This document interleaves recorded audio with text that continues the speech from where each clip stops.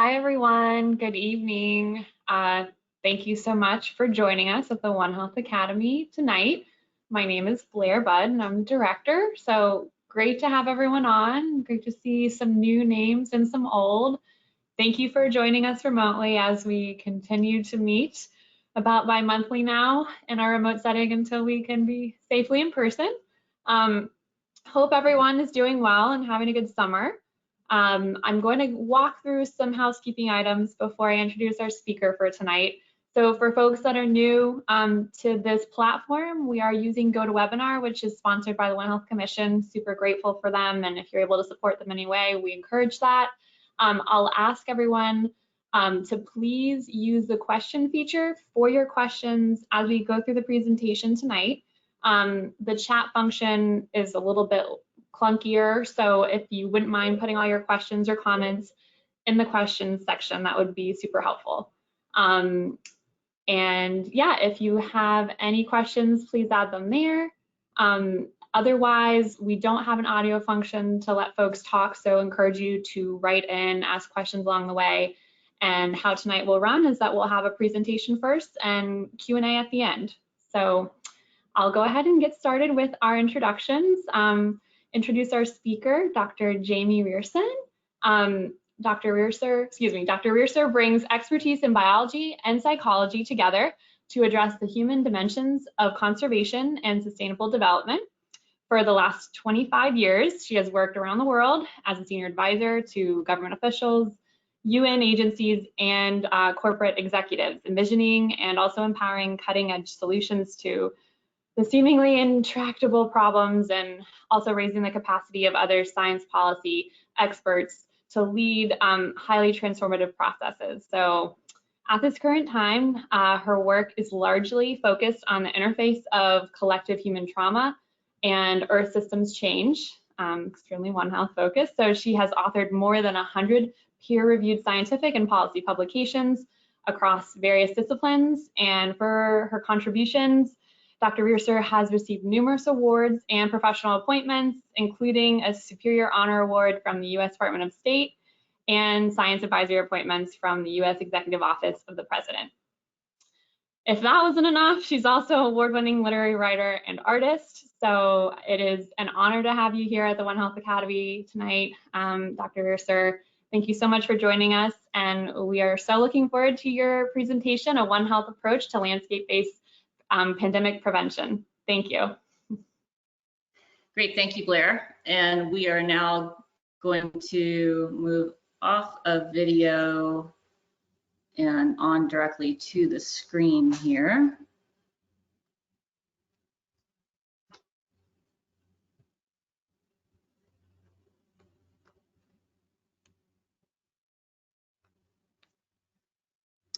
So I first want to thank colleagues both at the One Health Commission, but also at the National Academy of Sciences for facilitating the opportunity to be with you this evening. In particular, I do want to thank Blair. She has done a fantastic job of coordinating this event, and I'm sure many others as well. As is appropriate for any One Health presentation, we have a diverse group of participants for the webinar, diverse in terms of disciplines, sectors, and geographies. So quite intentionally, my presentation will be rather high level. The hope is that the key points are accessible to both scientists and non-scientists and from multiple perspectives. At the end of the presentation, I will provide a short list of scientific journal references for those of you who want to delve deeper into the technical details, which will include some case studies that I'll briefly mention. There are going to be three parts to the presentation. I'll start with a few remarks on One Health for those who may be new to the concept. I think it's also important to provide some insights from my own perspectives. Then I'll provide an overview of land use induced spillover, a new conceptual framework that I've co-developed with a team of colleagues, and I'll mention their names at the end of the presentation. And finally, I'll provide a quick overview of what I see as the way forward for One Health to advance land use induced spillover from the perspective of constructs, science, and policy. Interestingly, the overarching message is consistent with this bottom slide here, which is a CDC slide that I came across from a 2013 presentation on foodborne illnesses, in which they concluded that a multidisciplinary collaborative effort that focuses on the interconnectedness of a large ecosystem to achieve optimal health of humans, animals, and environments across the world is the way forward from a One Health perspective. So let's start by making sure that we share a common understanding of One Health for the purposes of this presentation.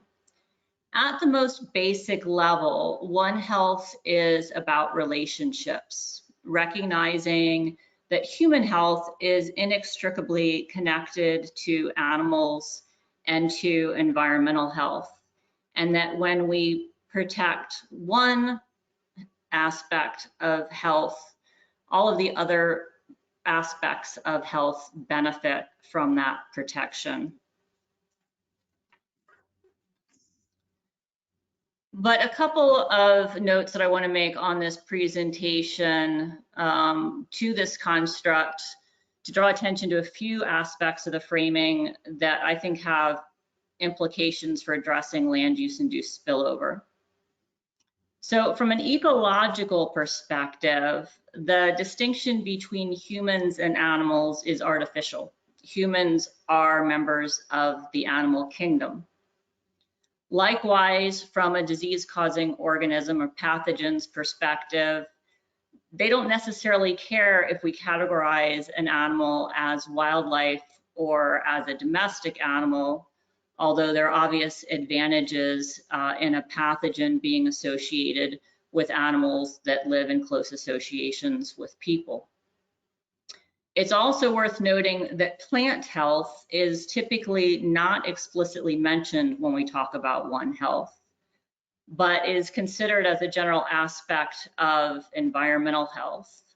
In the context of land use induced spillovers, zoonotic disease transmission in general, plant health can be one of the driving factors, and I think it warrants greater call out in the discussion of One Health.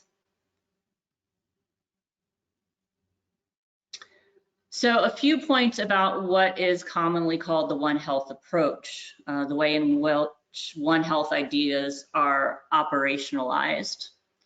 So One Health as an approach is interpreted and applied differently across various groups for a wide range of applications. There is no one thing that is explicitly One Health. It's a construct and often provides a framework for collaborative integrative efforts across disciplines. It may be approached from local to national to global scales, and is typically done with the intent to optimize health for people, animals, and what's referred to as our environment in the languaging of One Health. Ultimately, it's intended to provide a paradigm shift, and I'm going to say a little bit more about that specifically a couple of slides further down. So for those of you who are new to the One Health concept, I'd encourage you to Google the 2004 Manhattan Principles, which are the basis for the initial One Health framing, and then more recently, the 2019 Berlin Principles, which are an update and expansion of the Manhattan Principles and place greater emphasis on the ecological health perspectives. So this quote, I will go ahead and read the quotes on the pages for those of you who might be on phones and not be able to see the screen as well. The quote says, "COVID-19 has conveyed a clear message to everyone on the planet. Humanity is one part of a bigger entity and needs to very carefully consider every one of its actions. Operationalizing the One Health approach is paramount in directing our future health in this acutely and irrevocably changed world." So I'm not quite sure that I agree that COVID-19 has conveyed a clear message to everyone on the planet, But I do think that that's an important aspiration, and it is the work before us.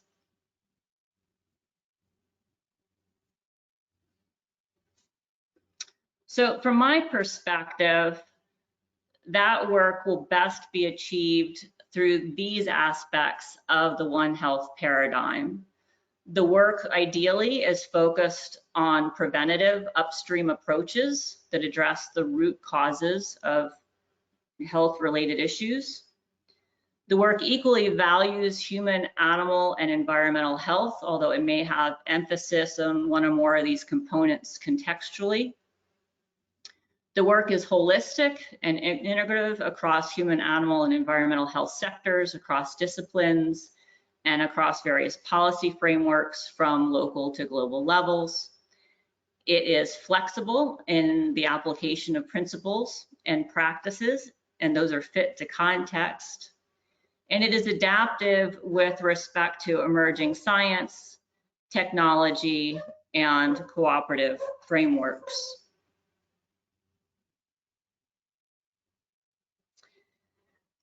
So from my perspective, one of the most important aspects of the One Health approach, or any or transdisciplinary approach, is that they have an ability to facilitate paradigm shifts, large-scale belief changes, ranging from scientific viewscapes, cosmologies, to societal norms. And so very quickly, I want to provide a psychologically based overview of belief change and invite you to consider this from a One Health process perspective. This is a process, despite the myth saying it's hard to change beliefs, we are going through this belief change process all day, every day, largely at the subconscious level.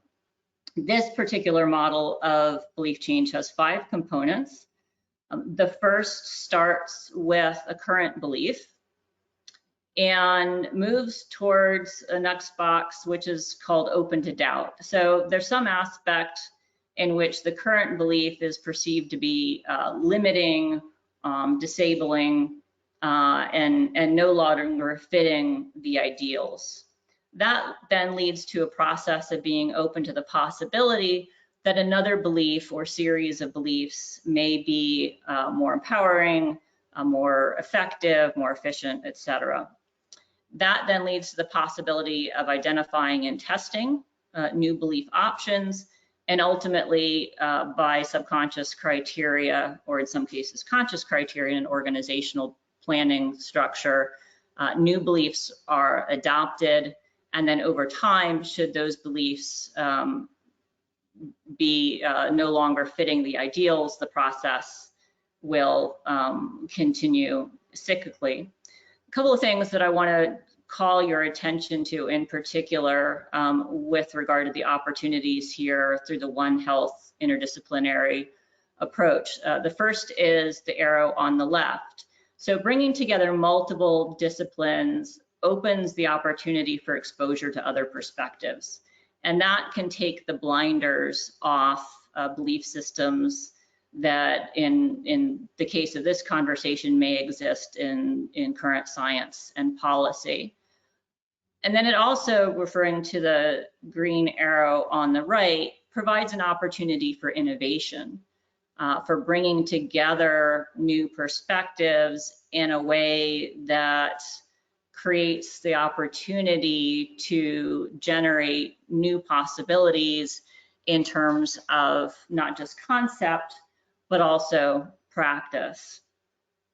If these belief systems are culturally acceptable, they will be enculturated into the system, often on large scale. That requires a cultural transformation to take place, and that is often the work of things like social marketing.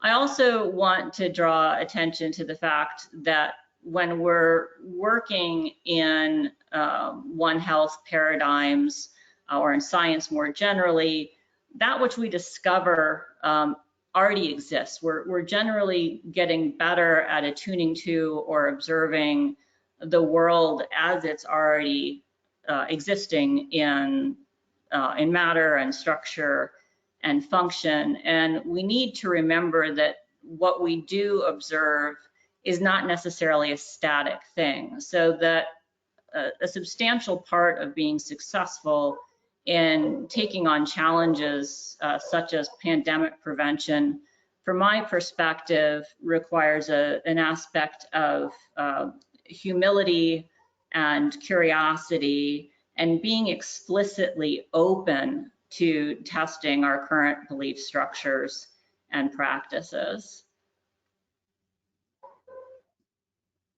So moving to the second part of the presentation, I want to talk specifically about land use induced spillover.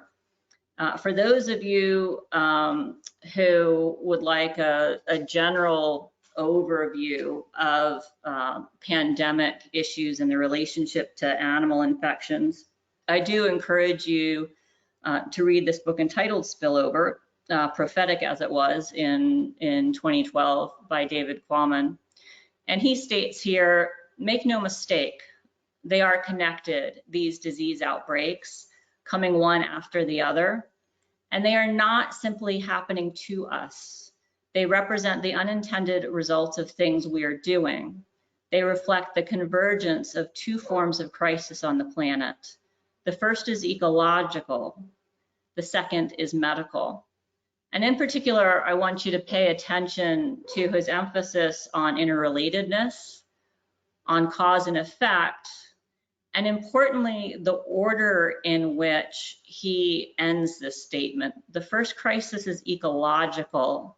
The second is medical. And in your own mind, explore where we are with regard to COVID-19 in terms of consistency to prioritizing medical and ecological approaches. So land use induced spillover as a concept arose out of what I'll call this basic problem statement. And that is the recognition that approximately 60% of all known human infectious diseases either cross routinely or have recently crossed between people and other animals. And in this case, I'm referring to zoonotic diseases as those diseases that cross between people and other animals, or in case of the microbes that are the disease-causing agents, the zoonotic pathogens. Key aspect of this statement is 60% of all known human infectious diseases. We know relatively little about the potential range of pathogens and zoonotic pathogens in particular on the planet. Surveillance is repeatedly identified as one of the top priorities for gaining greater traction on pandemic risks. Greater than 70% of the new zoonoses that we're aware of originate in wildlife. Anthropogenic land use change is a major driver of both the emergence and the transmission of zoonotic pathogens. Based on this, it's an obvious first principle that we should be maintaining intact ecosystems, and by intact, I mean both in form and function in terms of ecological service. However, more than 50% of the planet is now human dominated, and we don't have the capacity, the scientific knowledge, the logistical, the financial capacity, et cetera, to return these systems to what we would best call pristine states. So we just have to have strategies for preventing zoonotic disease crossovers of concern in dynamic matrices that involve wildlife, domestic animals, and people. I put a couple of photos here in the bottom left corner to draw emphasis to the fact that the anthropogenic land use changes we're talking about may be things as dramatic as bulldozers, moving through large swaths of tropical forest. But they may also be more subtle. For example, the introduction of invasive species, such as these invasive aquatic plants, act as aspects of land use change that play important roles in zoonotic disease transmission. So what has stopped us thus far from being able to address land use change as a major driver of pandemics or epidemics at a more local level? One of the major challenges is that the mechanisms by which environmental stressors influence pathogen dynamics in the natural environment have rarely been conceptualized and investigated. While there are numerous obvious correlations, how these stressors work mechanistically is really important for being able to develop strategies that will work in terms of specific contexts at specific times. So we developed a conceptual model, which we call land use induced spillover, as a process by which land use change fosters the ecological conditions that facilitate what we refer to as 4 components here. So the first is that zoonotic pathogens infect wildlife, infection, that wildlife sheds, releases pathogens in a manner that humans are exposed, that the spillover, the transmission of pathogens into the human population occurs, and that pathogens continue then to spread among people and all of this occurs as a series of interrelated events. There are 2 components, 2 drivers to what we call the infect, shed, spill, spread paradigm, or infect, shed, spill, spread cascade. And we've identified those as landscape immunity and the dynamics of animal-human proximity. And I'll say more about those a little further on. So here we have a diagram in which we have various aspects of land use change. And of course, many of these aspects are likely to occur concurrently or sequentially in specific locations. And then we have a picture here where we have some bats. This is envisioned to be a zoonotic disease transmitted by bats who are infected by pathogens. They're then shedding it through excrement into the natural environment where it's picked up perhaps intermediately by domestic wildlife or directly to humans, and then continues to spread through the human population. So metaphorically, we can look at this process as one that's similar to a game of dominoes, where the intent of the game is to keep your dominoes standing, to prevent them from falling over. So in the first panel here, we have what we might call healthy ecosystems, where we have intact structure and function, and wildlife are stressed within normal limits. Within this context, the dominoes are secure, they can't fall over, and that pathogen dynamics are in wildlife populations are stable through space and through time. In contrast, in an unhealthy ecosystem, and these terms healthy and unhealthy ecosystems relate back to a 2004 paper by Jonathan Patz. In unhealthy ecosystems, the structure and function are disrupted by anthropogenic stressors. Wildlife become adversely stressed, and then the pathogens proceed through that infect, shed, spill, spread cascade. And much of this process is facilitated by the contact and contact rates and types of contact between the infected animals and humans. So let's move through this cascade one step at a time, starting with infection.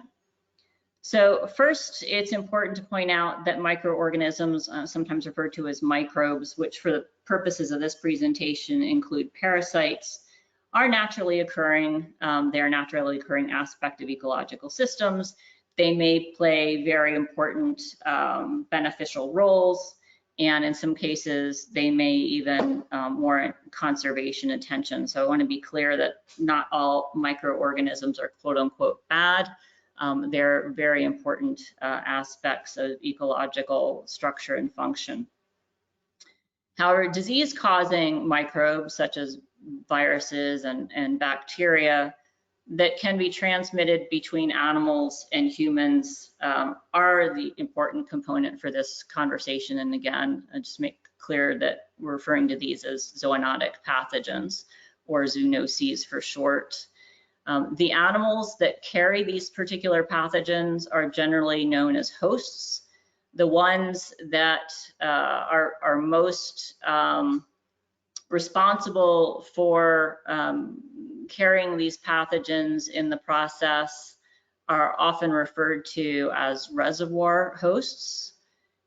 In some cases, there may also be what's referred to as intermediate hosts or bridging hosts, which are organisms that carry the pathogen from the initial reservoir host ultimately into contact with people.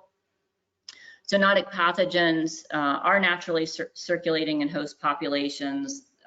It's a complicated process in many systems, considerable amounts of dynamism and fluctuating levels of infection, which again, we don't often have a good understanding of in terms of the ecological parameters by which those processes are directed. But we do know that biotic and abiotic stressors can increase the prevalence, the proportion of hosts that are infected, and the degree of infection, and the implications of the infection. The susceptibility to infection by the host is governed by numerous factors. This may include underlying health conditions, may also include the age, the reproductive status, and other variables. So moving on to shedding, simply stated, shedding is the process by which the pathogen exits the host. To cause diseases in another species, zoonotic pathogens must in some way, shape, or form move beyond the host into the general environment or directly into another organism. Biotic and abiotic stressors certainly increase the rates and the degree of pathogens shedding, although again, there's much to be learned about how these stressors are explicitly influencing those rates. The transmission success is often context dependent. There must be the right conditions for the pathogen to be viable in the environment and then ultimately to infect the new host. The mode of release is ultimately determined through routes of transmission. It may involve a vector bite in some cases, such as a tick or a mosquito. Often transmission is through the shedding of feces or urine, maybe saliva, and then it can also be released in terms of slaughter and consumption. So landscape immunity is a term that has been coined by myself and colleagues in the context of the land use induced spillover work. We refer to it as the ecological conditions that in combination keep pathogen populations in check and then also foster the immunological defenses of wildlife within a particular ecosystem. So we're not looking at the immunity per se of the organism in and of itself, but we're looking at the system in its entirety and how the pathogens themselves are kept in check in terms of number and then in combination with the immune defenses of the wildlife. Our presupposition is that a high degree of landscape immunity enables wildlife to resist pathogen infection and shedding in the natural environment. And then when this occurs, the arresting chain of events prevents spillover of these zoonotic pathogens into the human population. We believe that landscape immunity actually governs the infection and shedding dynamics in the land use induced spillover paradigm. And consistent with a point I made earlier, intact ecosystems would thus have the lowest risk of zoonotic pathogen infection and shedding, in large part because you have minimized the stress to wildlife. So moving on from the shedding to the spillover components,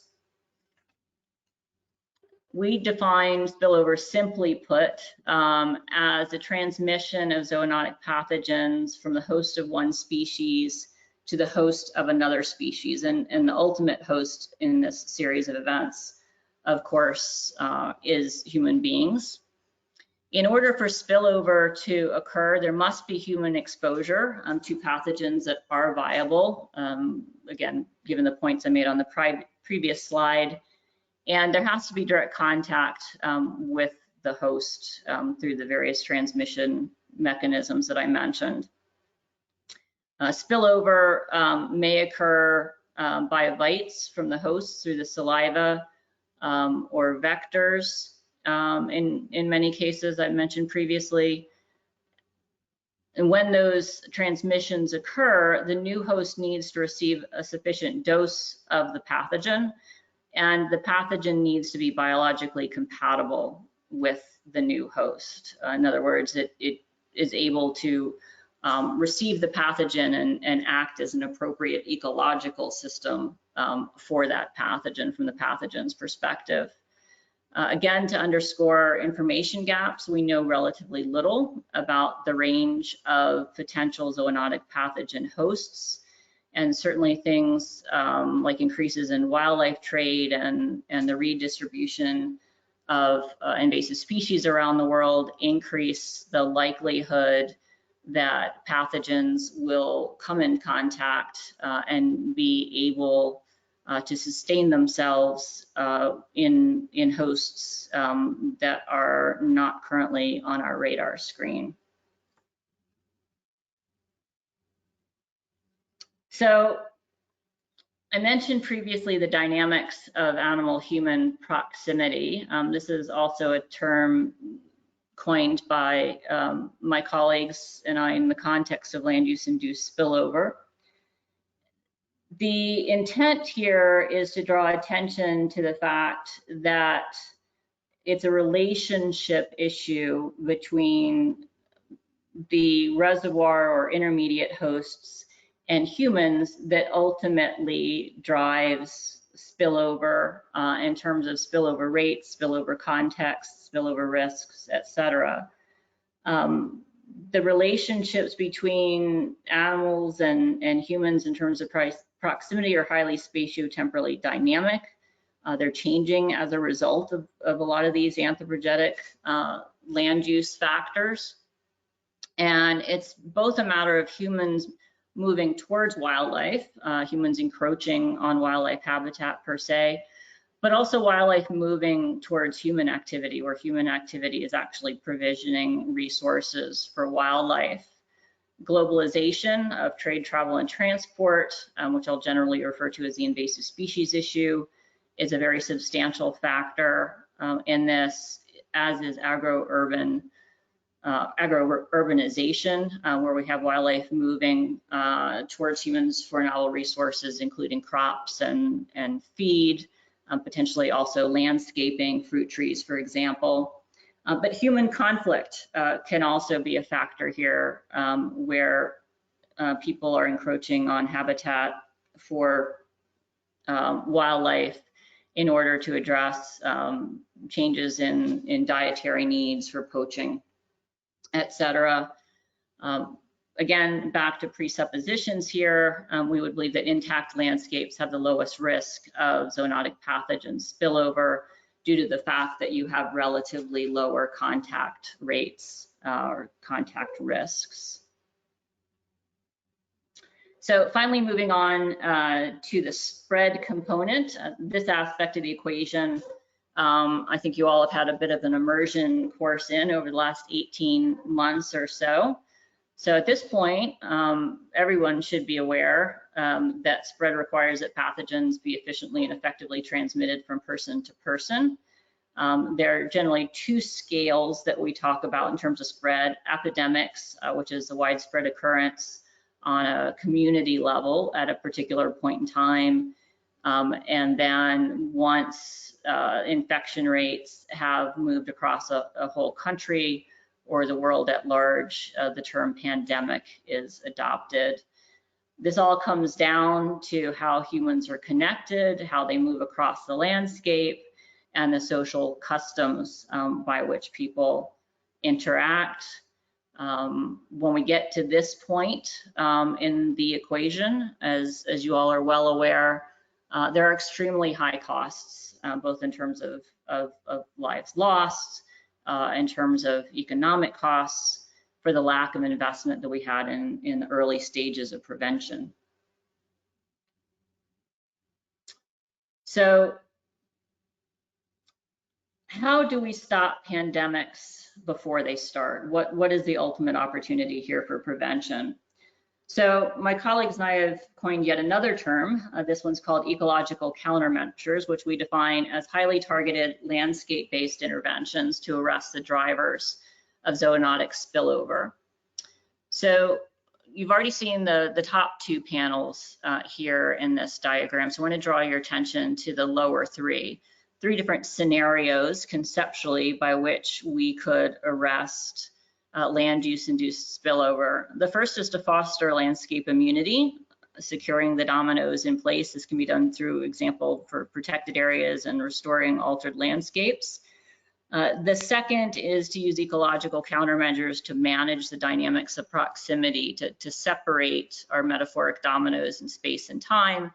And then the third is to create barriers where we might, for example, keep wildlife from moving through fencing from one location to another. So I want to briefly provide you an opportunity to see the comparisons here between ecological countermeasures and the standard approaches that are currently being used to address pandemics. At this point, you should be pretty familiar with the two columns on the left, basic things such as sanitation, vaccination, treating infections. The key to ecological countermeasures is that they can arrest the process earlier on when we're at the points of infection and then shedding, and then also being potentially complementary in terms of spillover prevention. So I want to give a couple of specific examples here in terms of ecological countermeasures. So the first cartoon, you might want to call it, relates to the eradication of Japanese Barbary. You could also talk about Japanese honeysuckle in this context, and Lyme's disease. So there is a close association between Japanese Barbary and Lyme disease risk, as the Japanese Barbary plants support the ticks and the hosts, in this case, white-footed mice. So eradicating Japanese Barbary can reduce the risk of Lyme's disease, and even more so if you then replace Japanese Barbary with native plants. Ultimately, this of course provides some additional human health benefits and potentially some economic benefits as well. The lower series of pictures relates to work underway by island conservation on Floriana Island in the Galapagos, where they are explicitly eradicating or working to eradicate rats and feral cats, not just because of the impact on endemic wildlife, but explicitly because of the disease risks that they pose to the local community. Two examples from restoration work. On the left, an example relevant to Hendra virus in Australia, where the reintroduction of winter flowering eucalyptus may draw these fruit bats back to their native range. The lack of winter food resources has caused them to move into agro-urban environments where they come in contact with horses, which are an intermediate host, and then the horses come in contact with humans. Also, an example here from Senegal, where dams have been constructed, leading to increases in snail populations, snail being host for schistosomiasis parasites. There's work underway to restore native prawn populations as a natural biocontrol, or as we would say in the context of this paradigm, an ecological countermeasure. So quickly moving on to the third part of the presentation. The question posed here again in 2012 quite prophetically from Dave Plowman is, will the next big one be caused by a virus? Will it come out of the rainforest or a market in southern China? Will the next big one kill 30 or 40 million people? And of course, we know that the numbers involved are staggering at this point in time. So given that, there has been quite a bit of attention to what can we do better, what can we do instead. So I just want to give you a moment to scan this slide and see what you notice is not here on the list of recommended actions.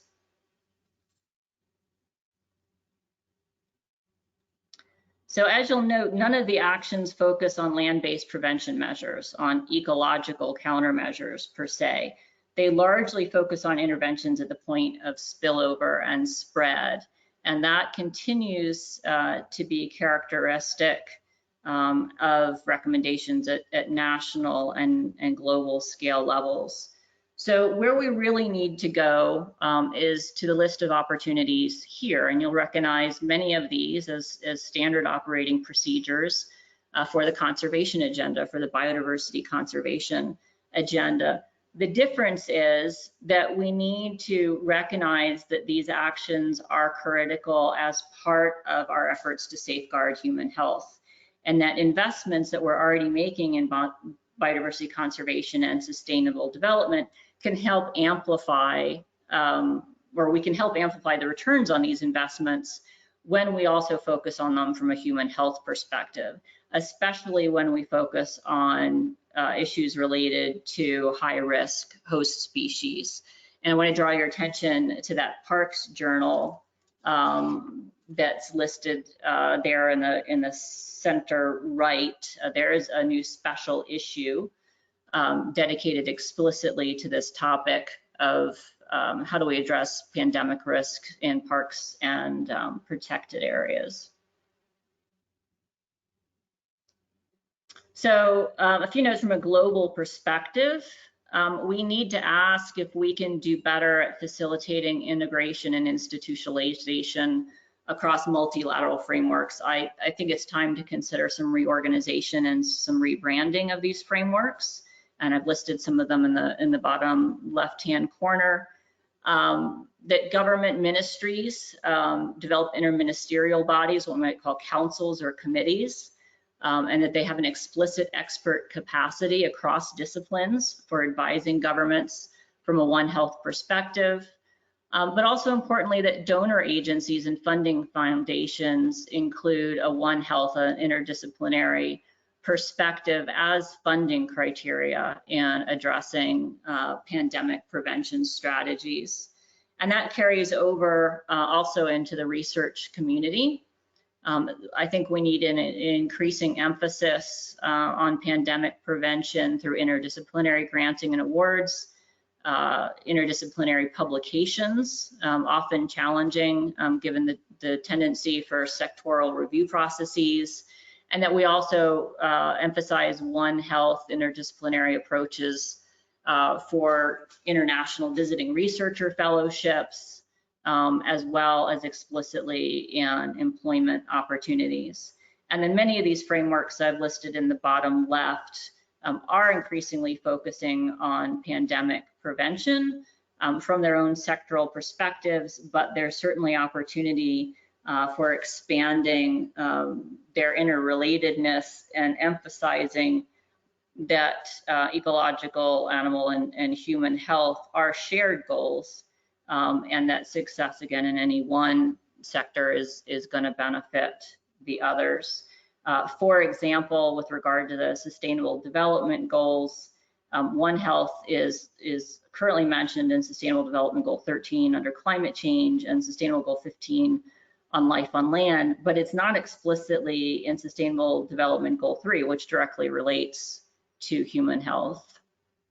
And then I want to say just a few things about where we are in terms of the US national strategy. As the Hill pointed out, we do consistently have a huge hole in our own national pandemic prevention plan. It is lacking an ecological approach to prevention. We do need to build frameworks through our response strategies that institutionalize environmental health as the foundation for human health. Personally, I'd like to see a US Biosecurity Council that takes an explicit One Health approach and see invasive species, bioterrorism, and other components under that council. We need greater emphasis on intra-agency One Health committees as well. And I've heard from many federal staff that they would appreciate greater flexible funding to address One Health criteria, and that seeing senior positions and actual PDs that focus on One Health would make their jobs a lot easier in working across typical sectoral and agency boundaries. So I want to offer you 4 takeaway points, your 4 talking points going away from this presentation. If you have nothing else out of it, please take these 4 with you. The first is the mantra that human health is dependent on environmental health and the resilience and regeneration of our ecological systems of all types and geographies. That investments in biodiversity conservation and ecological restoration are, in fact, investments in human health, and that to prevent the next pandemic, we must prioritize the protection and restoration of nature. Said in short, we must prescribe nature and make that the cornerstone of our pandemic prevention strategies. I mentioned that I would acknowledge my collaborators. These are co-authors on a number of papers as well as related presentations. And then finally, I want to end by drawing your attention to the fact that everything that I just presented inherently comes from a contemporary Western cosmology perspective. And that in and of itself is one of the challenges we have to work with and ultimately have to work through to advance a One Health approach or One Health agenda. Just yesterday, I was discussing the topic of health with a maestro, a master healer of the Shipibo peoples in the Peruvian Amazon. And I asked him about what was one of the most things that surprised him when he started facilitating healing ceremonies that included people of Western culture. Without hesitation, he said the individual, the idea that there is an individual. He said that after the ceremonies, people would ask him what he saw and did for their healing specifically, and he didn't understand what the question was for quite a period of time, because from his perspective, there is no individual in the healing process. It's all collective, it's all interrelated. And healing is tending to that connection to all things in relationship. So I want to invite you, going back to the belief change process I mentioned earlier, to explore a One Health paradigm shift, a belief change that would, so what would it be like to place the collective in the foreground? We often think of the individual in the foreground and then try to reach toward the collective. But what if it were in reverse? What if the collective was in the foreground in your concepts and practices? How would that change, for example, the way you structure your language related to the work you do in the One Health context? How would it change institutional relationships necessarily? How would it change your approach to scientific endeavors if you work in that area? Or how might it change our necessary policy constructs going forward? So with that, I will leave you with a couple things here on the last slide. One is my email address for anybody who wants to follow up. And the second is a list of the papers that are related to this conversation. The first 4 are out in scientific journals, and the lower 2 are in preprints. They're in various stages of review and completion in the primary literature at the moment. So with that, Blair, I'll turn it back over to you. Thank you, Dr. Reaser, for what an incredible presentation. Amazing visuals and some really awesome points, and love the ecological aspects. So thank you so much. If we were in person, and many folks on the call will know that we like to thank our speakers with a flag flown over the Capitol. So if you would like me to mail you yours, we'll follow up offline. But as a token of our gratitude, we would be happy to send that to you. So thank you so much. I'll ask folks now to go ahead and provide any questions that you have for Dr. Reaser on the question tab, not the chat tab.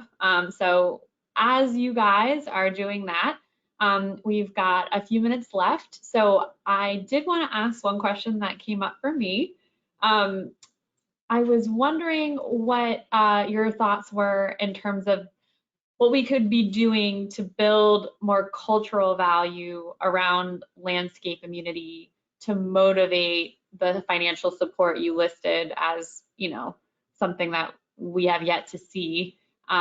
Is education and awareness enough? I know a lot of folks on the call and in the One Health Academy community try to educate, try to move any sort of awareness forward, but interested on your thoughts on, you know, what we could do to build that cultural value around landscape immunity. Thank you.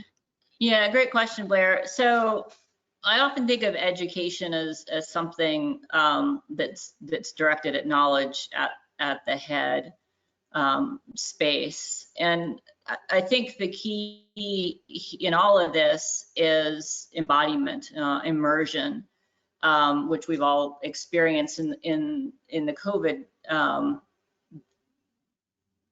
process.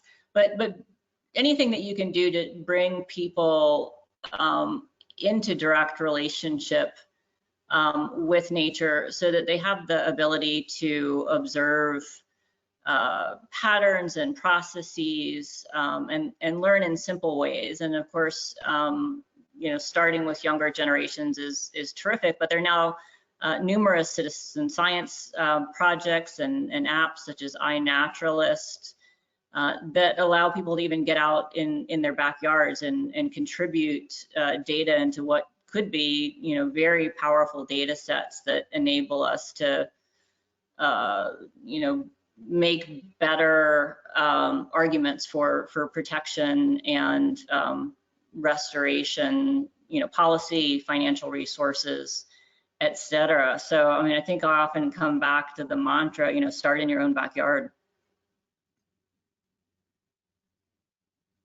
Thank you. That's great. Okay. Next question, and definitely agree. In your backyard is the perfect place to start. It seems, for the next question, it seems that human behavior presents large challenges for the One Health application, as well as efforts to address climate change.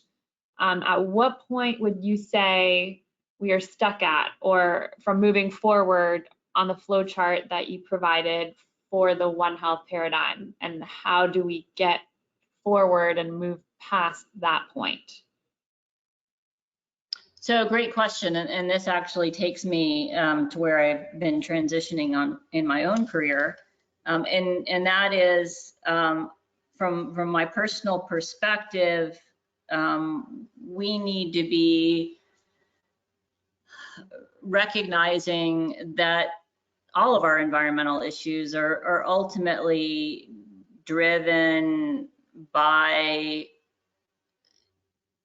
human trauma at the personal and collective level, and our responses to past human trauma in our own lives, in the lives of our ancestors, but also in our perceptions of how we would avoid trauma in the future. So as my last comment ended with, start in your own backyard, I think this comment ends with really being attentive to how you move through the world and how it's motivated by connection versus disconnection to natural systems, to other people, and how that relates to your own sense of belonging in the world, and addressing the factors that limit your sense of ability to join in healthy relationship, whether that's with other people or with natural systems, and recognizing that the greater you can do at, greater you can be at addressing those limitations, the more you are actually serving the collective. Going back to what the maestro said in Peru, healing at the individual level is always healing at the collective level.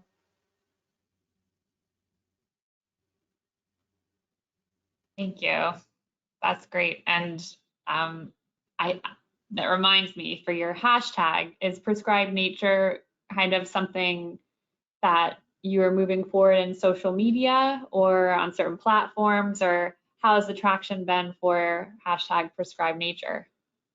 We haven't formally moved it forward. It's been something that we've adopted as a series of hashtags in our presentations. If somebody like, I don't know, One Health Commission might want to pick that up and take it in for a social media campaign, be more than happy to give it away and have somebody give it some life. I'm happy to pass that along. All right, so I know that we're short on time. I'm gonna provide one more question and then ask folks that have remaining questions to please reach out to Dr. Reaser at the email provided on the slides. So last question for tonight: how do we include more plant-focused issues in the One Health discussion and future frameworks? Yeah, great question. I mean, one is to start rebranding. In terms of calling it out explicitly in the framing of the diagrams and the framing of the languaging. I think bringing it through case studies like I did with the Lyme's disease case study is also important, to recognize that plants are playing key roles, particularly invasive plants, in the transmission risks of zoonotic pathogens and parasites, and there's a growing body of literature in that regard. Aquatic systems is another example where it's a substantial problem, where aquatic plants stagnate water, which increases the likelihood of mosquito-borne diseases and so forth. So I think in some ways I demonstrated the answer to that question in this presentation. Call it out in the framing, call it out by case study illustration, and by calling for increased study of the mechanistic role that plants have in land use induced spillover. Thank you. That's a great ending point. So thank you so much again, Dr. Reaser, for your time, for this information, and folks on the line, thank you so much for joining us, for the meaningful engagement. Super grateful for this incredible presentation. Thanks for being open for outreach. And yeah, I'll just say, looking forward to talking to you guys soon. Please feel free to reach out to Dr. Reaser if you have any follow-up questions, and have a great night. We'll talk to you in the next session. So thanks again, and have a good night. Thank you, Blair.